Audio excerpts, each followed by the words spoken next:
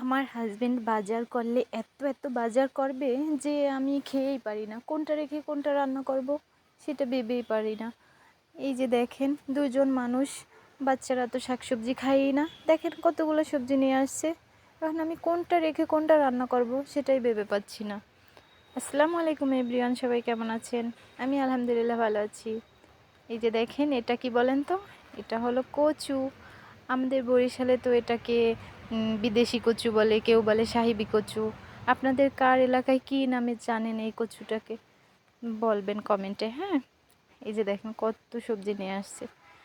প্রতি সপ্তাহে বাজার করবে 2 বার, তারপরে এত সবজি নিয়ে আসে, ফ্রিজে রাখতে রাখতে অনেক সময় নষ্ট হয়ে যায়। এত দামের সবজি যদি নষ্ট হয়ে যায় কেমন লাগে বলেন তো?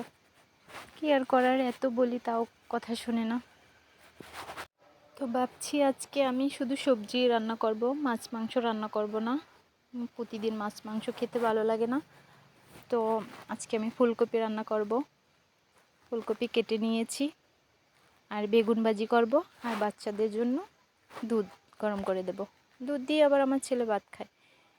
এই যে আজকে আমি অবশ্য সব সময় মশলা ব্লেন্ডার করে রাখি, কিন্তু অনেকে বলে ব্লেন্ডার করার মশলা নাকি তরকারি রান্না করলে ভালো লাগে না খেতে, একদম তরতাজা কেটে শিল নোড়ায় বেটে সেইগুলো দিয়ে রান্না করলে নাকি বেশি মজা লাগে। তো আসলে এই কথাটা সত্য। ওই তাজা তাজা সব কিছুই ভালো লাগে খেতে। তো পুকুর নাই তাতে কি হয়েছে, দেখেন এই বুদ্ধিটা কাজে লাগাবেন। এভাবে বেসিংয়ে পানি আটকে রেখে সবজি ধুয়ে ফেলবেন, তাইলে আর পুকুরের কোনো দরকার হবে না। দেখেন বুদ্ধিটা কেমন, সবাই বলবেন। আমার অবশ্য পুকুরে শাকসবজি ধুইতেই ভালো লাগে। যেহেতু এখানে পুকুর নেই, তাই আমি বেসিংয়ে এভাবে পানি আটকে রেখে ভালোভাবে ধুয়ে নিচ্ছি ফুলকপিগুলো। আমি অবশ্য শোল মাছ দিয়েই বেশি ফুলকপি রান্না করি। তো আজকে আমি চিংড়ি মাছ দিয়ে রান্না করব। এই যে, তো চিংড়ি মাছগুলো কেটে তারপরে মশলা বেটে আমি রান্নার জন্য প্রস্তুতি নিচ্ছি। যে আমার মশলা বাটা হয়ে গেছে, এবার আমি পেঁয়াজ আর চিংড়ি মাছটা ভেজে নিচ্ছি।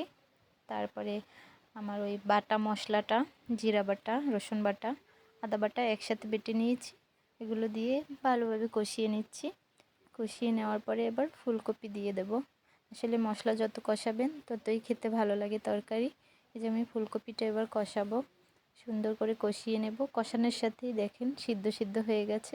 এবার আমি জলের পানি দিয়ে দেব। এই যে আমি অল্প পরিমাণে জলের পানি দিয়েছি। এবার দেখেন কত সুন্দর। এই যে বেগুন ভেজে নিচ্ছি এপাশে, বেগুন ভাজা হয়ে গেছে, ফুলকপিও হয়ে গেছে। আর এই যে ধনেপাতা না দিলে তো আমার কোনো সবজি খেতেই ভালো লাগে না। আমার অনেক প্রিয় ধনেপাতা, না থাকলে আমার ভালোই লাগে না। প্রতি সপ্তাহে আনাই লাগবে। তো আমার রান্না করা প্রায় শেষ। এবার আমি বাচ্চাদের জন্য দুধ গরম করে নেব। অনেক দূর থেকে ওর জন্য দুধ নিয়ে এসেছি। দুধ আমার ছেলের প্রিয় খাবার, ওর জন্য বাসায় দুধ রাখতেই হবে। অনেক দূর থেকে আমার হাজবেন্ড নিয়ে আসে, ফ্রিজে করে রেখে দেই, যখন চাই তখনই দেই। এখন আমার রান্নাবান্না সব কমপ্লিট, চুলাটা পরিষ্কার করে নিয়েছি। তো সবাই আমার ভিডিওটা শেষ পর্যন্ত দেখবেন, সবাই আমার পাশে থাকবেন, ভালো থাকবেন, সুস্থ থাকবেন। আসসালামু আলাইকুম, আল্লাহ হাফেজ।